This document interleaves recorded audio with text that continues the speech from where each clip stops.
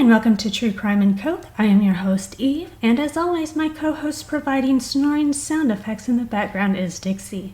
This episode is about a brutal killer who drove across the American Midwest from 1982 to 1984, targeting male prostitutes and hitchhikers. He would drug them, then bind, stab, strangle, or hack them to death before discarding their mutilated bodies in rural areas. At least 10 victims were killed before various law enforcement agencies realized their separate cases involved a single predator. Once these killings were linked, they were called the highway murders. The highway murders case was an investigator's nightmare, not only because of jurisdictional issues, but years of suspicion and police harassment in the gay community prevented witnesses and traumatized survivors of the killer from communicating with authorities. Who was this killer? His name was Larry Eiler. This story has a lot of twists and turns, so try to pay attention. It was not only an investigator's nightmare, but it was also a podcaster's nightmare, trying to put everything together because there were so many dates that were wrong, and hopefully I fixed all those and I put it in a timeline that is easier to follow. So, let's get started.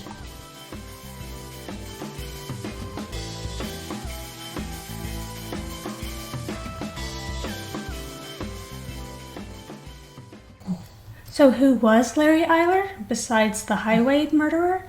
Well, let me tell you. Larry William Eyler was born on December 21st, 1952 in Crawfordsville, Indiana. His parents were George Howard Eiler and Shirley Phyllis. He was the youngest of 4 children. Eiler's parents separated when he was 2 years old, and he and his sister were regularly placed in the care of babysitters, foster families, or simply left in the care of their 2 older siblings, the oldest being just 10 years old. The mother struggled to support 4 kids financially, emotionally, and physically. She worked 2 jobs as a waitress and in a factory on weekdays, and occasionally worked at a bar on weekends. So, she was a busy mom doing what she could. When Eiler and his sister were in the care of foster families, their mother would frequently visit the 2 youngest children, and Eiler would later claim that these separations and reunions brought the family closer. Eiler attended St. Joseph's School in Lebanon, Indiana. He was bullied in school because he was poor, and he constantly had different situations of where he stayed and lived, and so kids teased him about that, which kids are just jerks. But his sister, Teresa, frequently confronted her brother's bullies, so he and his sister, Teresa, were close. Eiler was very tall for his age and active in sports, and was viewed by teachers as a quiet, yet a likable student with few friends. In 1957, Eiler's mother remarried. This marriage lasted 1 year before the couple divorced. His mother married for a 3rd time in 1960, but the couple divorced 4 years later. She was married for the 4th time in 1972. And here is a detail that is of note in Larry Eiler's childhood. His father and his first 2 stepfathers drank heavily, and he and his siblings were subjected to frequent physical and emotional abuse, with one of his stepfathers frequently holding Eiler's head beneath scalding water as a form of discipline. Obviously, this caused a change of behavior in 10-year-old Eiler. He became stubborn and sometimes erratic, so at the age of 10, his mother placed him in a home for unruly boys. This emotionally devastated him and caused him to suffer from severe insecurity and extreme fear of abandonment. It was then recommended by staff at the boys' home for him to be temporarily placed in a Catholic boys' home in Fort Wayne. Eiler remained at this residence for 6 months before he returned to the care of his mother. And not to be judgy, but who knows what happened at that Catholic boys' home? When Eiler hit puberty, he discovered that he was attracted to men. He dropped out of high school his senior year and worked various jobs for a couple of years before earning his GED. Between 1974 to 1978, Eiler was sporadically, I guess you could say, enrolled in college but never received a degree. It is to be noted that while studying at Indiana State University in 1974, he met a science professor named Robert David Little. The relationship between the two men was a platonic one and will become a very, very important part of this story. After leaving college without a degree, Eiler worked different jobs, one being a community hospital, another at a shoe store, and just the occasional odd job as a painter. He began to familiarize himself with the Indianapolis's gay community. He frequented gay bars and engaged in sex. Lots and lots of unprotected sex. Several of the individuals he had sex with later noted that Eiler averted his eyes from them during sex while shouting profanities such as bitch and whore. By the mid-1970s, Eiler was well known within the gay community of Indianapolis, particularly among those with a leather fetish. He was described in this community as a good-looking, laid-back guy and an avid bodybuilder who was close to his mother and sister. But those who were involved sexually with him thought otherwise. They said Eiler had a sadistic streak and a violent temper which would only surface within their sexual encounters, often involving Eiler extensively bludgeoning, then inflicting light knife wounds upon unwilling partners, particularly to their torsos. And, side note, bludgeon has 3 definitions. 1, a way to beat repeatedly with a bludgeon or other heavy object. 2, to force or bully someone to do something. And 3, make one's way by brute force. But these brutal encounters were not often reported to the police due to the stigma of being gay at the time, fear, or perhaps the person was married with a family and did not want them to find out. In the late 1970s, Eiler primarily worked as a house painter and lived in a condominium in Terre Haute with a 38-year-old science professor, Robert David Little, who I mentioned earlier. The two regularly partied with Indianapolis's gay community, but Little was socially awkward and unattractive and could not attract sexual partners during these excursions. But Eiler, on the other hand, being attractive and well-liked, frequently brought young men to Little's home for both of them to have sex with. So, at least he shared. On August 3rd, 1978, Eiler picked up a 19-year-old hitchhiker named Craig Long in Terre Haute. Shortly after Long entered the pickup truck, Eiler propositioned him, resulting in Long attempting to leave the vehicle. In response, Eiler pressed a knife against Long's chest as Long stated, "I don't have any money." Eiler then drove towards a rural field, stating, "It's not your money I want. I'm not after your money." Eiler then ordered Long to undress before he handcuffed him, bound his ankles, and then ordered him to climb into the back of the pickup.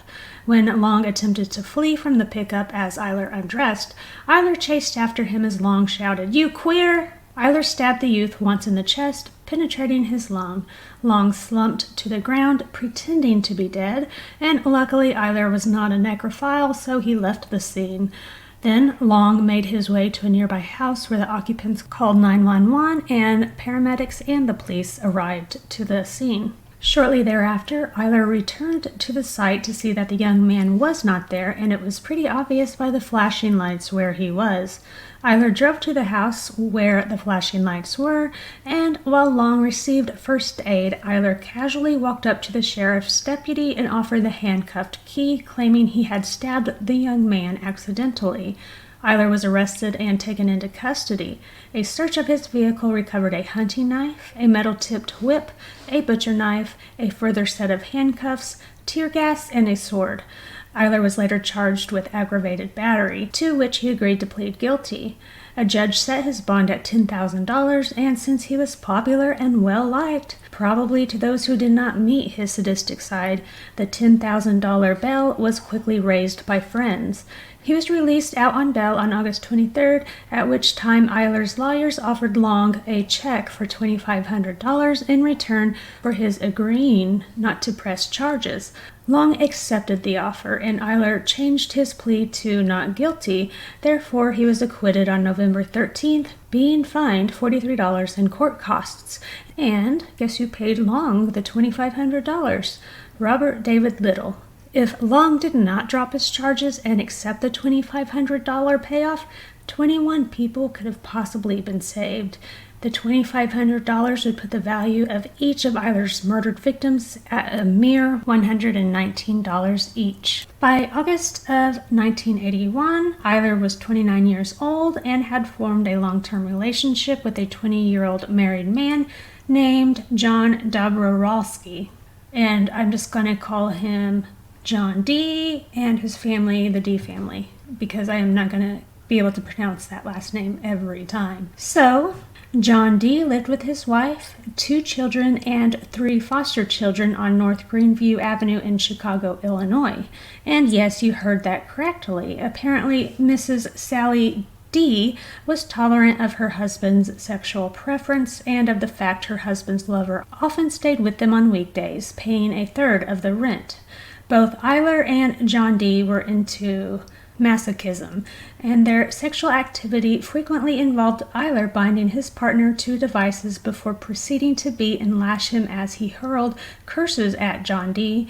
This was considered their foreplay before having penetrative sex. And the definition of masochism is 1. Sexual gratification from being subjected to physical pain or humiliation by oneself or another person. Or, number 2, pleasure in being abused or dominated, a taste for suffering. Although neither man was really insistent on monogamy, which is not seeing anybody else, the couple considered their relationship a permanent one.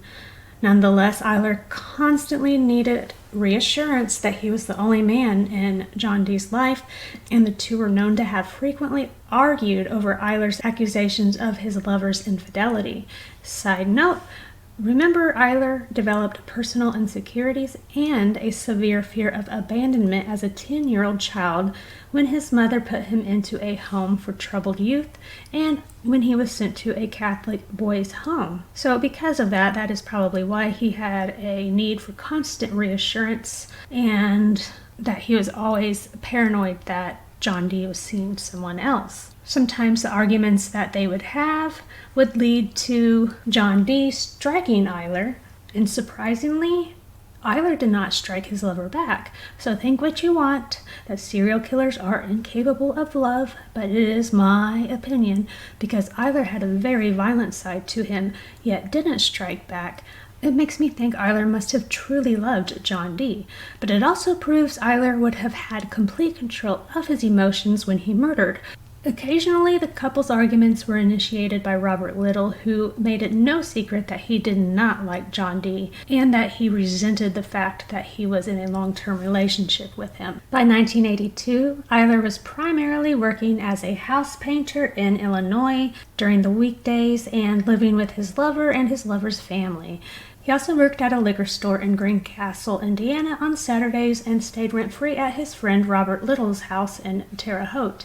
Because of this arrangement, he regularly traveled between the 2 states, and he could be found working and playing in these areas, and coincidentally, murdered young men started showing up in these areas as well, and they are as follows. October 2nd, 1982, a body was dumped on the side of the road north of Indianapolis. He was strangled and identified as a 14-year-old black male named Delvoyd Baker. On October 23rd, 1982, a mutilated body was disposed of outside of Lowell, Indiana. The body was identified as Stephen Crockett, a 19-year-old white male. He was beaten, then stabbed 32 times, with 4 of those to the head.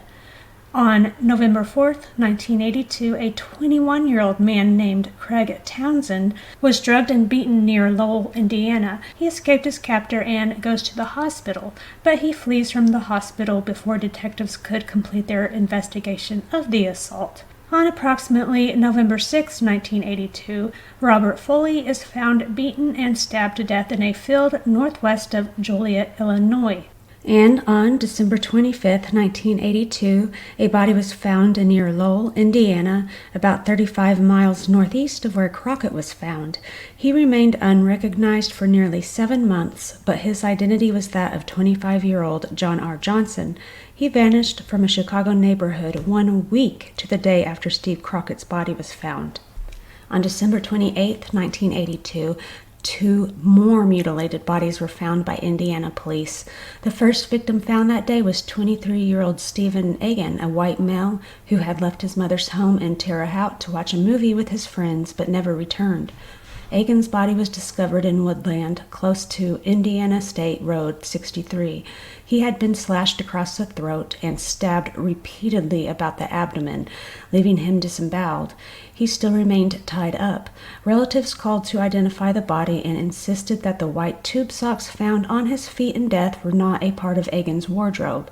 An examination of the outbuilding of an abandoned farm close to where Stephen's body had been discovered revealed traces of human flesh upon the walls in areas where plaster had been damaged, leading investigators to speculate Stephen had been suspended against the walls of this property as his murderer had inflicted the injuries to his body. The second victim found on December 28th was John Roach, a 21-year-old white male and an Indianapolis resident. He was stabbed to death in what seemed like a frenzied-like manner before his body was dumped along Interstate Highway 70 in Putnam County, 30-odd miles southwest of his home.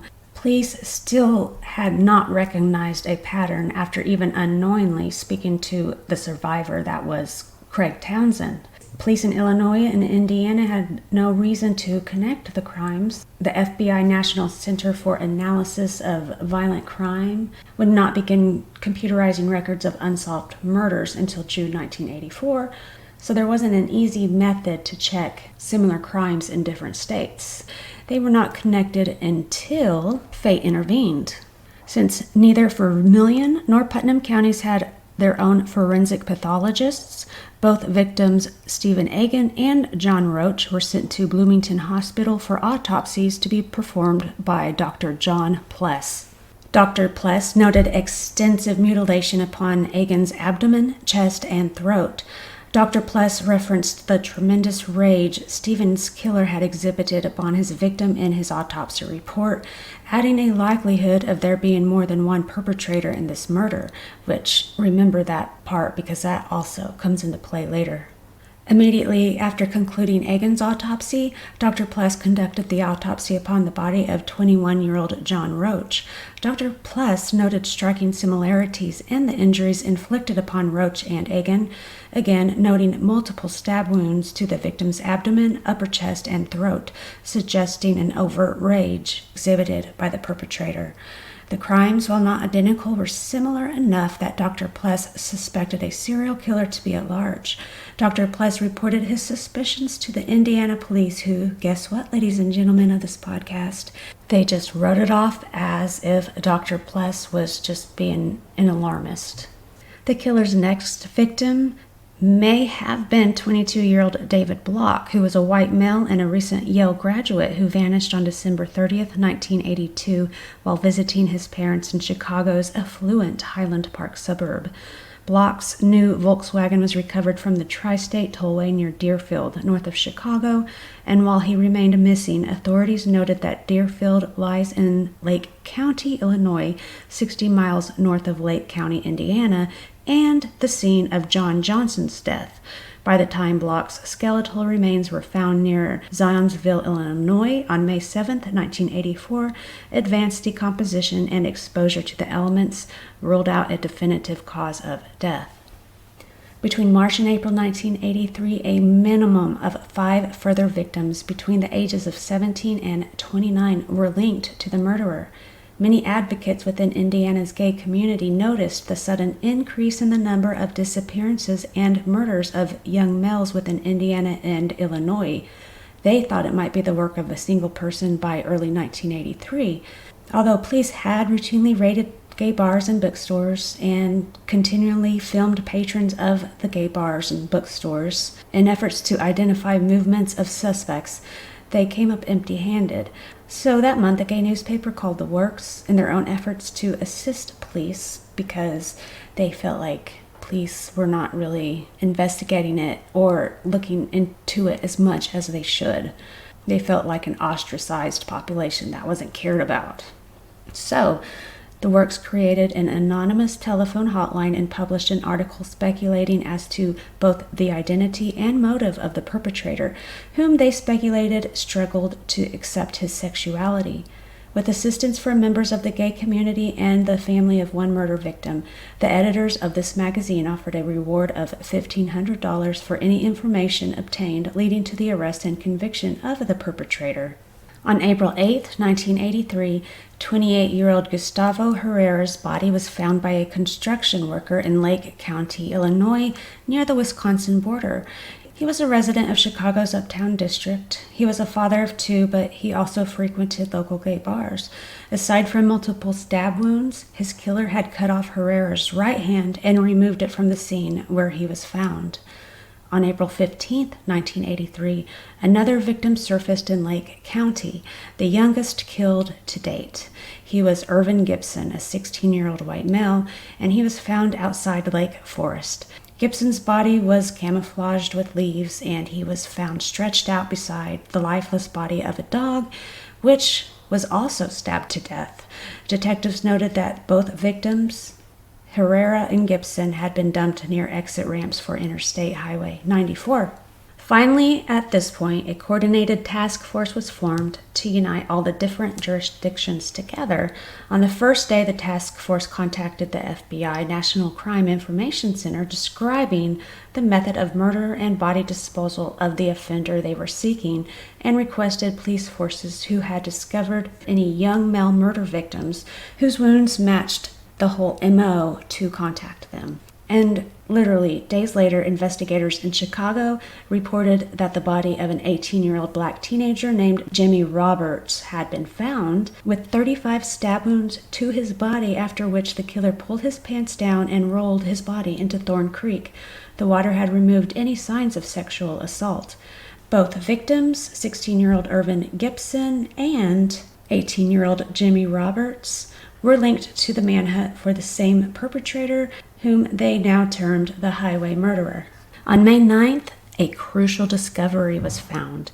The body of 21-year-old Daniel Scott McNeve was discovered in a field close to Indiana State Road 39 in Hendricks County. The wounds inflicted to McNeve immediately linked his murder to other victims linked to the same perpetrator, dubbed the highway murderer. He had suffered 11 knife wounds to his neck, 5 to his back, and 11 to his abdomen, with one wound causing sections of his small intestine to protrude through his abdomen. There were also welt marks discovered on McNeve's wrists and ankles, and his jeans had been rolled down to his ankles. As with other victims, McNeve's body had no signs of his being subjected to a sexual assault. His corpse was sent to Bloomington Hospital and once again was examined by Dr. John Pless, who once again saw the signs of a serial killer at large. On June 6th, a former lover of Eiler's named Thomas Henderson called the investigation team's confidential hotline to voice his suspicions that Larry Eiler may be the killer that they were seeking. He explained that his former lover had been charged with some sort of stabbing of a young hitchhiker in 1978. He had a violent temper. He loved bondage. Henderson also told them that Eiler worked in a liquor store in Greencastle on Saturdays and lived in Terre Haute with an older male at weekends. He also told investigators that in 1981, Eiler had drugged a 14-year-old boy, and when he was unconscious, he just abandoned him in woodland close to Greencastle. The boy had not been molested, and this made the investigators theorize that the reason Eiler had given the boy these pills was as a means to test the effectiveness of the sedatives. Investigators conducted a background check on Eiler and discovered that he had been arrested in 1978 for attempting to sexually assault a teenage hitchhiker whom he had stabbed and left for dead. The handcuffing of the youth's wrists and binding of his ankles matched the MO of the highway murderer, whose victims had also been discovered with welt marks upon their wrists and ankles. Furthermore, Eiler was known to regularly travel between Indianapolis and Chicago. This information was considered sufficient to keep an informal track of Eiler's whereabouts, but not to place him under full surveillance. By July 1983, task force members were focused on Eiler as their only suspect in the highway murders case. FBI profilers were less certain, noting evidence of separate killers in at least 2 of the homicides, and again, keep that in mind for later. Indiana officers concentrated on Eiler since they had no other prospects, and he was shadowed daily, photographed as he traveled to and from work. He was followed to various bars after dark, and no murders were committed while Eiler remained under surveillance. However, skeleton remains of an 11th victim, this one unidentified, was found in Ford County, Illinois on July 2, 1983, and investigators added this corpse to the highway murderers tally. On August 27th, police trailed Eiler to an Indianapolis gay bar, watching as he left a short time later with another man. Eiler drove this man to a Greencastle motel where they rented a room and obviously had sex. But this move broke Eiler's pattern, which was to have sex outside in the bed of his pickup, which was complete with a plastic-wrapped mattress back there. But officers feared they might miss a homicide in progress while they idled outside the motel. So finally, one of them crept up to the room and peeked through the window but saw no evidence of any violent crime. On August 30th, 1983, 28-year-old Ralph Calise left the apartment he shared with a girlfriend in the Chicago suburb of Oak Park, Illinois, near Uptown. Calise liked to party and often disappeared overnight, but he never returned from this night out. The next day, a tree trimming crew discovered Ralph Calise's body in a field outside Lake Forest, Illinois. He had only been dead less than 12 hours.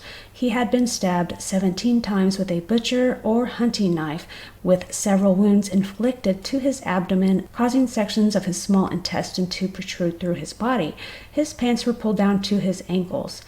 Lake County investigators quickly linked this murder to the stabbing deaths of 2 other young men whose bodies had been discovered close to this corpse earlier that year, 1983, and those were of Irvin Gibson and Gustavo Herrera. And September was going to prove to be another busy month because shortly after the Calise murder, a Chicago-based reporter for WLS-TV named Geraldine Kollerick noted similarities between the August 31st murder of Calise and the 2 earlier deaths of young males within Lake County. Kollerick had also been familiar with the murders of young males committed in Indiana bearing similar signature knife mutilations and speculated the perpetrator of these earlier Indiana murders had begun to murder and or dispose of his victims' bodies in Lake County. Conversing with Cook County investigators, Kollerick discovered that 2 further young male murder victims who had lived in or disappeared from Uptown in 1982 had also been discovered with multiple stab wounds to their body and their trousers and underwear pulled down to their ankles in Kankakee County, Illinois, and Lowell, Indiana. So the investigators reviewed the Illinois cases, and police discovered that 4 highway killer victims, Crockett, Johnson, Herrera, and Calise, had lived in or near the Uptown neighborhood before they were murdered and dumped in outlying districts. And Herrera and Calise had once lived only 2 doors apart on North Kenmore Street. Around the time these revelations broke, which was on September 3rd, 1983, Illinois detectives also learned for the first time of Indiana's ongoing investigation into 4 similar cases. And the interstate connection grew more plausible when Chicago officers heard about Craig Townsend, who was the man taken from his neighborhood in October of the previous year, driven across the state line, drugged, beaten, and then dumped semi-conscious near Lowell, Indiana. On September 8th, investigators from all jurisdictions in both states where these additional bodies had been discovered convened with the senior task force representatives to discuss whether these additional 5 deaths were also linked to the same perpetrator. All 5 murders were added to the list of victims compiled by the task force, whom investigators now believed to have murdered up to 17 young males. The highway murderer was increasingly mutilating his victims as sex and killing was no longer enough to satisfy him. FBI agents were invited to attend the gathering, providing a psychological profile of the slayer, which was as follows. He was predicted to be a white male in his late 20s or early 30s who worked in a menial profession and who presented a rough exterior in part due to his self-hatred regarding his sexual attraction to other males. The individual would project a macho image and seek the company and approval of other masculine males in order to feel a sense of belonging. As such, this individual would frequent redneck bars and be something of a night owl, yet live on the edge of homosexual panic, always fearful of being labeled by others as queer. Furthermore, the FBI predicted that upon completion of a murder, the offender would symbolically erase the act by making a rudimentary effort to cover his victim with leaves or soil, and that this individual likely had a middle-aged, middle-class, and markedly more intelligent accomplice in several of his initial homicides. So, again, keep that in mind. As many victims had been athletic in stature, this profile also predicted the offender to be a physically strong individual. The predictions within this profile regarding the offender's strength were supported by the presence of deep welt marks discovered upon the wrists of many victims, suggesting they had struggled to resist being bound and handcuffed. Indiana detectives agreed that the profile seemed to fit Larry Eiler in all respects, so surveillance was upped and continued.